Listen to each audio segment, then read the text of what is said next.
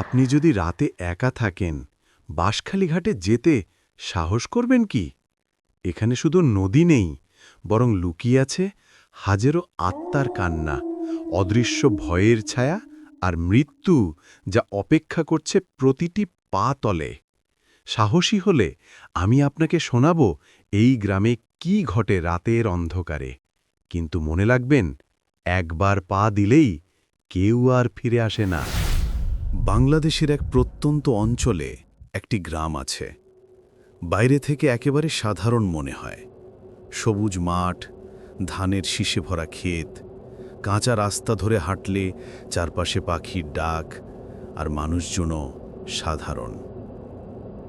কিন্তু গ্রামের নাম বাঁশখালী।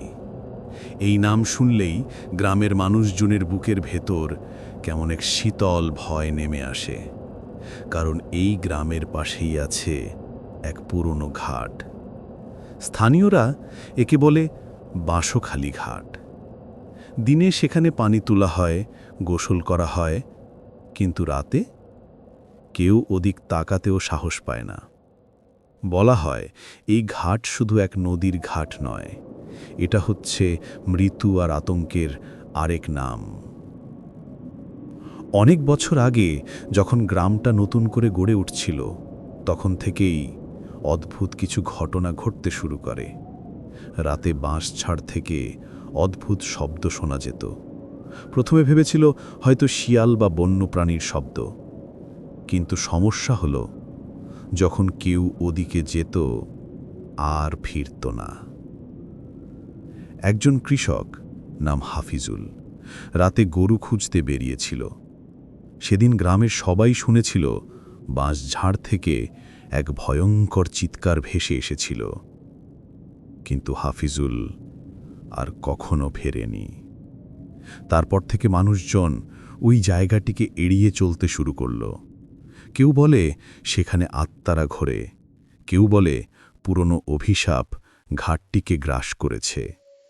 একজন বৃদ্ধ বলেছিলেন, এই ঘাটে শুধু পানি নেই, এখানে লুকিয়ে আছে মৃতদের কান্না। এমন কথায় মানুষ আরও ভয় পেতে শুরু করল। গ্রামের শিশুরা ছোট থেকে শিখে যায়, সূর্য ডোবার পর বাঁশখালী ঘাটের নামও মুখে আনা যাবে না। কারণ যে নাম একবার উচ্চারণ করে সে নাকি রাতে স্বপ্নে ডুবে যায়, আর সেই স্বপ্ন থেকে আর কখনো জেগে ওঠে না। বছর গড়িয়েছে, গ্রামে নতুন প্রজন্ম এসেছে, কিন্তু ভয় সেটা আজও রয়ে গেছে। দিনের আলোয় যখনই কেউ নদীর দিকে তাকায় সবকিছু স্বাভাবিক, কিন্তু রাত নামলেই চারদিক যেন ভিন্ন এক অন্ধকারে ঢেকে যায়। বাতাস বয়ে যায় ভয়ার্ত সুরে, বাঁশঝাড় দুলে ওঠে, আর নদীর ঢেউ যেন ফিসফিস করে ডাকে, এসো এসো। লোকেরা বলে এই ঘাট শুধু একটি স্থান নয়, এটি হচ্ছে জীবিত আর মৃতদের সীমারেখা। একবার পা রাখলেই আর ফেরার পথ থাকে না। এবং এইভাবেই শুরু হয় বাঁশখালীর ভয়ঙ্কর কাহিনী। আজও যারা এই গ্রামে আসে তারা দিনের আলোয় হাসি মুখে কথা বলে, কিন্তু রাত নামলেই তাদের চোখে আতঙ্ক জমে ওঠে। কারণ তারা সবাই জানে এই গ্রামের আসল রহস্য এখনো অজানা। গ্রামের সবাই তখনও বুঝতে পারছিল না কেন বারবার মানুষ হারিয়ে যাচ্ছে। কেউ বলছিল এটা শুধু গুজব, আবার কেউ বলছিল ঘাটের কাছে রাত মানেই মৃত্যু। কিন্তু গ্রামের তরুণদের মধ্যে একজন, নাম রাশেদ, এসব গল্প বিশ্বাস করত না।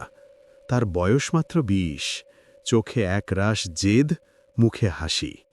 গ্রামের বৃদ্ধরা যখন তাকে সতর্ক করত, ওই ঘাটে যেও না বাবা, ওখানে গেলে আর ফেরা যায় না, রাশেদ হেসে বলতো, ভূত টুত বলে কিছু নেই, ভয় দেখানোর জন্যই এসব বানানো কাহিনী। এক চাঁদহীন রাতে রাশেদ বন্ধুদের সামনে বাজি ধরল। সে প্রমাণ করবে বাঁশখালী ঘাটে কোনো ভূত নেই। বলা হলো, সে যদি রাতে একবার ঘাট থেকে পানি তুলে আনতে পারে, তবে সবার কাছে সে হবে গ্রামের সবচেয়ে সাহসী ছেলে। বন্ধুরা প্রথমে ভয় পেলেও পরে রাজি হয়ে গেল, কারণ তারা জানত রাশেদ যদি সত্যি ওখান থেকে ফেরে, তবে হয়তো অভিশাপটা শুধু গুজবই হবে। রাত তখন গভীর, চারিদিকে শীতল বাতাস বইছে, আকাশে কালো মেঘ, মাঝে মাঝে বাজ পড়ে চারপাশ আলোকিত হয়ে উঠছে। রাশেদ হাতে একটা লণ্ঠন নিয়ে বাঁশঝাড়ের দিকে এগোতে লাগল। প্রথমে সব কিছু স্বাভাবিকই লাগছিল, বাতাসে বাঁশের পাতার খসখস শব্দ। কিন্তু কয়েক পা হাঁটার পর শব্দটা থেমে গেল। চারিদিকে এক অস্বাভাবিক নীরবতা নেমে এলো। রাশেদ লণ্ঠন উঁচু করে ধরল। অন্ধকারের ভেতর থেকে নদীর ঢেউয়ের শব্দ ভেসে আসছিল। সে সাহস নিয়ে সামনে এগোলো, কিন্তু বাঁশঝাড়ের ফাঁক দিয়ে হঠাৎ মনে হলো কেউ তাকে লক্ষ্য করছে। সে থামল। কে আছিস? চিৎকার করে ডাকল রাশেদ। কোনো উত্তর এলো না, শুধু বাতাসের হালকা ঝাপটা। তারপর আবার সেই নীরবতা। একটু পর হঠাৎ করে শোনা গেল এক নারীর ফিসফিসানি, ফিরে যা, ফিরে যা।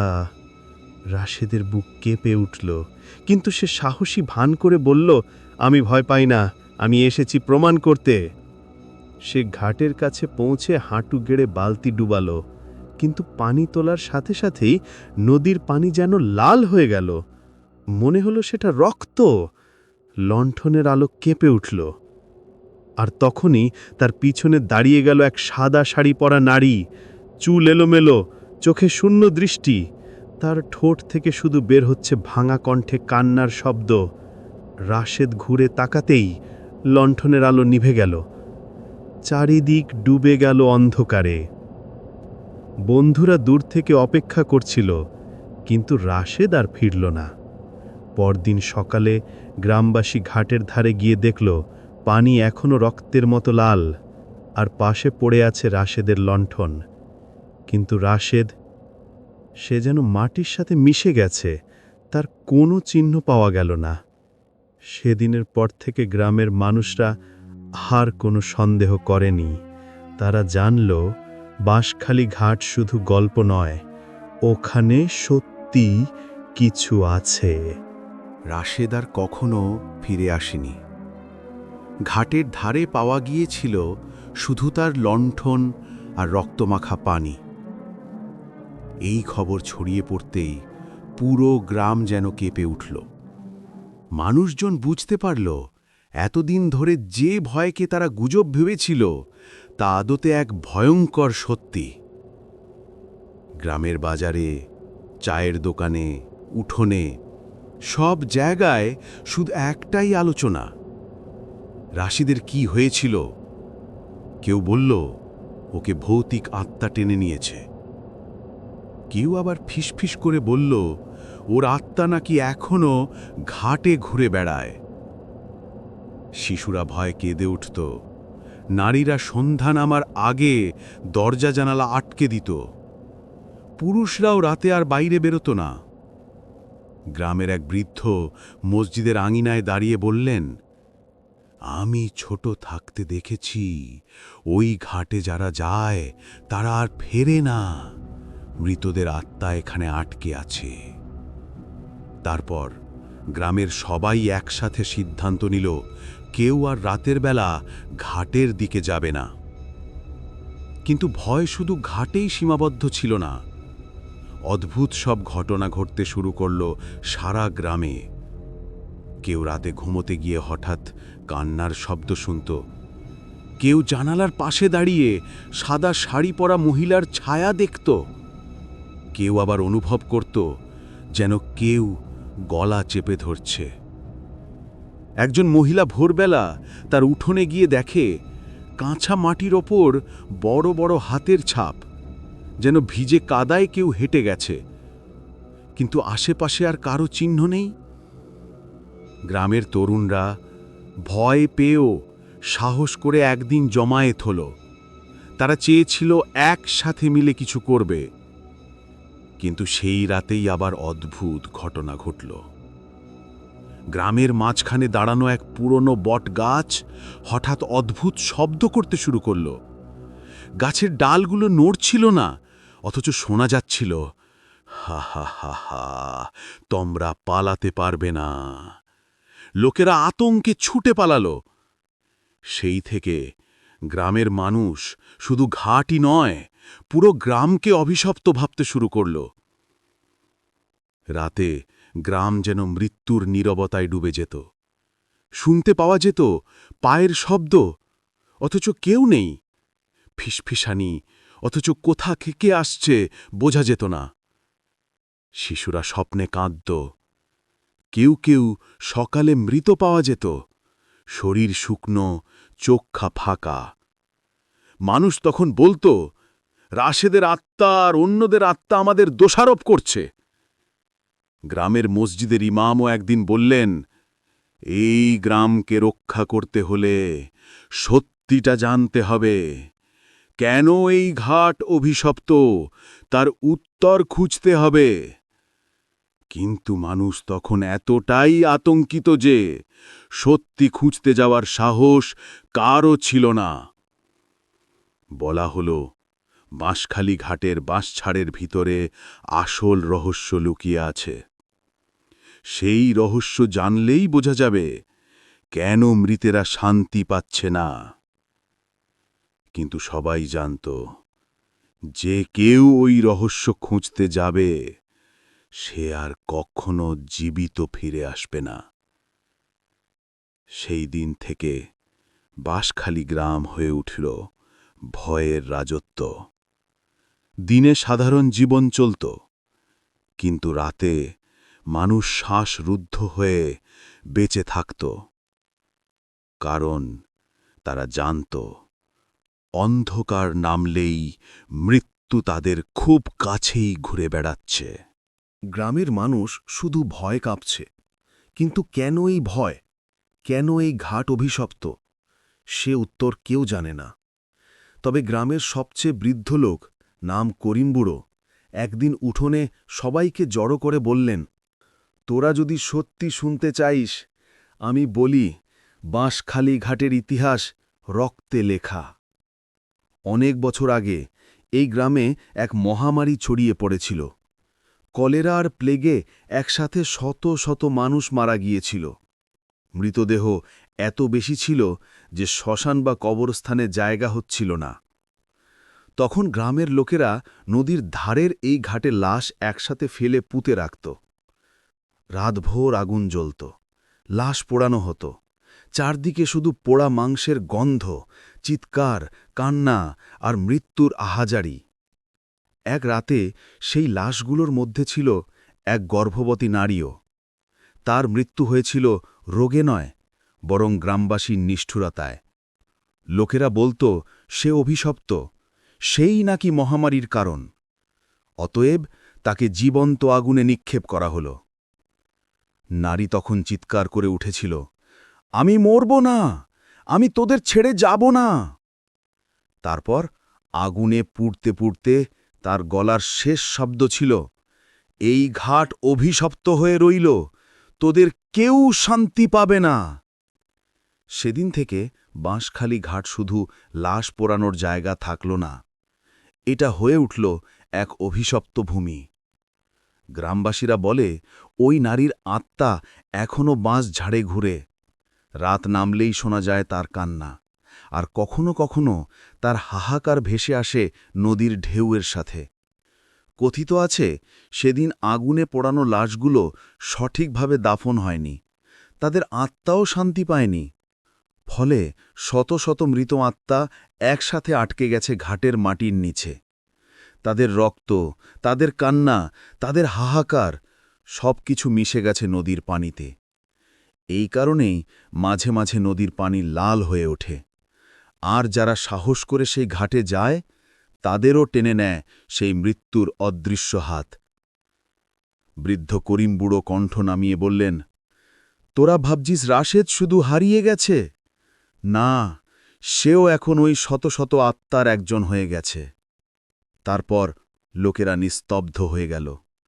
কেউ মুখ খোলার সাহস পেল না, কারণ তারা বুঝল ঘাটকে এড়িয়ে গেলেও অভিশাপ এড়িয়ে যাওয়া যাবে না। সেই থেকে গ্রামের মানুষ রাতে শুধু দরজা বন্ধ করে থাকে। তবু মাঝে মাঝে শোনা যায় কেউ যেন জানলায় দাঁড়িয়ে ফিসফিস করছে, কেউ যেন আঙিনায় হাঁটছে, কেউ যেন মসজিদের মিনারের কাছে কান্না করছে। মানুষ বলাবলি শুরু করল, যে নারীকে আগুনে পোড়ানো হয়েছিল সেই হল বাঁশখালীর রানী, সেই রাতের অন্ধকারে ঘাট পাহারা দেয়, আর যে কেউ কাছে যায় তাকে টেনে নেয় নিজের দলে। গ্রামবাসীরা তখনও জানত না যে এই ইতিহাস তো কেবল শুরু, আরও ভয়ঙ্কর কিছু এখনও অপেক্ষা করছে তাদের জন্য। কারণ অভিশাপ কেবল ঘাটেই সীমাবদ্ধ থাকেনি, এটা ছড়িয়ে পড়েছে পুরো গ্রামে।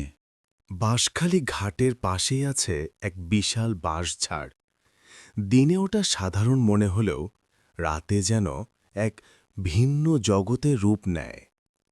লোকেরা বলে এই বাঁশঝাড়ই হল অভিশাপের আসল কেন্দ্র, কারণ যেই রাতে সেই গর্ভবতী নারীকে জীবন্ত আগুনে পোড়ানো হয়েছিল তার আত্মা প্রথম দেখা দিয়েছিল এই বাঁশঝাড়েই। রাত নামলেই বাঁশঝাড়ের ভিতর থেকে অদ্ভুত সব শব্দ আসত। বাতাসে বাঁশের পাতার খসখসানি, তার সাথে মিশে যেত কারো কান্নার আওয়াজ। প্রথমে গ্রামের লোকেরা ভাবত হয়তো শেয়াল বা অন্য কোনো প্রাণীর শব্দ, কিন্তু পরে যখন শব্দটা স্পষ্ট হতে লাগল, ফিরে যা, ফিরে যা, তখন সবাই বুঝল এটা কোনো মানুষের কণ্ঠ নয়। এক রাতে গ্রামের দুজন কিশোর সাহস করে বাঁশঝাড়ে ঢুকে পড়ল। তারা চেয়েছিল প্রমাণ করতে এসব শুধু মিথ্যে। প্রথমে সবকিছু স্বাভাবিক লাগছিল, চাঁদের আলো ফাঁক দিয়ে এসে পড়ছিল ভেতরে। কিন্তু হঠাৎ পুরো বাঁশঝাড় নড়তে শুরু করল। মনে হল যেন অদৃষ্ট কোনো হাত সব বাঁশ একসাথে দুলিয়ে দিচ্ছে। কিশোররা ভয় পেয়ে দৌড় দিল, কিন্তু তখনই তাদের চোখের সামনে দাঁড়িয়ে গেল এক নারী। সে সাদা শাড়ি পরা, চুল ছড়িয়ে আছে মুখ জুড়ে, চোখে নেই কোনো দৃষ্টি, শুধু শূন্য ফাঁকা গর্ত। তার ঠোঁট কাঁপছে আর বের হচ্ছে এক ভাঙা কণ্ঠ, আমাকে বাঁচাও, আমি এখনো বেঁচে আছি। দুজন কিশোর চিৎকার করে পালাতে চাইল, কিন্তু একসাথে দুই দিক থেকে বাঁশ ভেঙে তাদের ঘিরে ফেলল। তারা আর বেরোতে পারল না। পরদিন সকালে গ্রামের লোকেরা বাঁশঝাড়ে গিয়ে দেখল দুজনের শরীর ঝুলছে বাঁশের ডগায়, তাদের চোখ ফাঁকা, মুখে রক্ত জমে কালো হয়ে গেছে। লোকেরা বলল, ওরা নিজেরা মরেনি, বাঁশঝাড় টেনে নিয়েছে। এরপর থেকে বাঁশঝাড় হয়ে উঠল মৃত্যুর আরেক নাম। কেউ রাতে ওই পথে হাঁটত না। শিশুরা কান্না করলেই মায়েরা বলত, চুপ কর, নইলে বাঁশঝাড়ের বুড়ি এসে নিয়ে যাবে। গ্রামের তরুণেরাও সাহস করত না, কারণ তারা সবাই জানত ওই সাদা শাড়ি পরা নারী শুধু ভূত নয়, সে হল প্রতিশোধের আগুনে পুড়ে যাওয়া আত্মা, যে এখনো চায় গ্রামকে শাস্তি দিতে। বলা হয় কেউ যদি বাঁশঝাড়ে ঢোকে, প্রথমে বাতাস থেমে যায়, তারপর শোনা যায় শিশুর কান্না, আর শেষমেশ দেখা দেয় সেই নারী যে হাত বাড়িয়ে ডাকে, কিন্তু যার স্পর্শ মানেই মৃত্যু। আজও রাতে গ্রামের লোকেরা শপথ করে বলে তারা দেখেছে বাঁশঝাড়ের ভিতরে আলো জ্বলছে, কখনো সেটা আগুনের মতো, কখনো আবার চোখের মতো জ্বলজ্বল করছে। আর যারা একবার সেই আলো দেখেছে তারা আর কখনো শান্তিতে ঘুমোতে পারেনি। গ্রামবাসীরা তখন বুঝল ঘাট শুধু অভিশপ্ত নয়, তার পাশের বাঁশঝাড়ি হল মৃত্যুর দরজা। যে একবারের ভিতরে ঢোকে সে আর কখনো জীবিত বেরোতে পারে না। এক ঝড়ের রাতে গ্রামের কয়েকজন তরুণ সাহস করে ঘাটের দিকে এগোল। তাদের মধ্যে রাশেদের মতো সাহসী কেউ নেই, তবু তারা চায় প্রমাণ করতে রাতের ভয় কেবল গল্প। চাঁদ নেই, আকাশে ঘন কালো মেঘ, বাতাসে শীতল হাওয়া বয়ে যাচ্ছে, নদীর ঢেউ খেপ খেপ শব্দ করছে। তারা বাঁশঝাড়ের ধারে দাঁড়াল। প্রথমে সব স্বাভাবিক মনে হল, কিন্তু হঠাৎ বাঁশঝাড় নড়ে উঠল, বাতাস থেমে গেল এবং চারপাশে অদ্ভুত নীরবতা নেমে এলো। তরুণরা একে অপরের দিকে তাকাল। হঠাৎ করেই কোথার থেকে যেন সাদা শাড়ি পরা নারী হাজির। চুল ছড়িয়ে আছে, চোখ ফাঁকা, তার মুখে কোনো অভিব্যক্তি নেই, কেবল কাঁপা গলায় ফিসফিস করছে, ফিরে যাও, ফিরে যাও। বজ্রপাত একবারে আকাশ ভেঙে পড়ল। চোখে দেখা যাচ্ছিল না কিছু, শুধু কালের মতো আঁধার আর বাতাসের সঙ্গে ফিসফিসানি। তরুণরা চিৎকার করে দৌড়াল, কিন্তু বাঁশঝাড় যেন তাদের পথ আটকে দিল। পেছন থেকে শোনা গেল হাঁটার শব্দ, অথচ কেউ নেই। একজন বলল, আমি দেখছি, সে আমাদের পিছনে আছে। নদীর পাশে পৌঁছে তরুণরা হঠাৎ নদীর পানি লাল হয়ে উঠতে দেখল। লাল রং, যেন রক্ত। লণ্ঠন হাতে থাকা সত্ত্বেও তারা কিছুই বুঝতে পারল না। আর তখনই নদীর ঢেউয়ের ভেতর থেকে নারীর চিৎকার ভেসে এলো, তোমাদের কেউ বাঁচবে না। একজন তরুণ হঠাৎ পড়ে গেল, তার পা যেন অদৃশ্য শক্তিতে আটকা পড়ল। আরেকজন দেখতে পেল তার বন্ধু হঠাৎ অদৃশ্য হয়ে যাচ্ছে। রাতে বাঁশখালী গ্রামবাসীরা ঘুমোতে পারল না। শুনতে পেল ঘাটের দিকে চিৎকার আর কান্নার শব্দ। নদীর পানি লাল, বাতাস ভিজে গিয়েছে ভয়ের সঙ্গে। পরদিন সকালে তরুণদের আর কেউ ফিরে আসেনি। শুধু বাঁশঝাড়ের ধারে লণ্ঠনের আলোর নিদর্শন আর রক্তের ছোপ পাওয়া গেছে। গ্রামবাসী তখন নিশ্চিত হল, ঘাট আর বাঁশঝাড় একসাথে অভিশপ্ত। এই রাত থেকে গ্রামের মানুষজন রাতে কোনো মানুষকে ঘাটের দিকে যেতে দেয় না। শিশুরা কাঁদে, নারীরা ভয়ে গলায় হাত তুলে রাখে। পুরুষেরাও জানে, সাহস দেখালেই মৃত্যু নিশ্চিত। লোকেরা বলে, যদি কেউ রাতের বেলা ঘাটের দিকে যায়, নদীর ঢেউ তাকে টেনে নেবে, আর বাঁশঝাড় থেকে সেই সাদা শাড়ি পরা নারী তাকে নিজের দলে টেনে নেবে। এই ভয়ঙ্কর রাত শুধু একবারের ঘটনা নয়।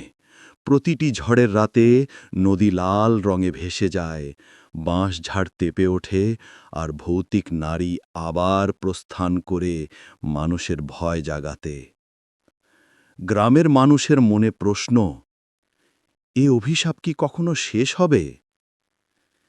কেউ কেউ বলে, না, এটি এখনো শুরু মাত্র।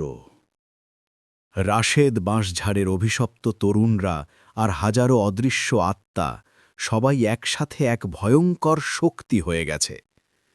গ্রামে এখন রাত নামলেই মানুষ শীতল বাতাসের শব্দ শুনে ভয় পায়। শুধু ঘাট নয়, পুরো গ্রাম যেন মৃত্যু এবং আতঙ্কের কোল। এক ঝড়ের রাতে গ্রামের কয়েকজন সাহসী যুবক ঠিক করল, আমরা শেষবার ঘাটের রহস্য বের করব।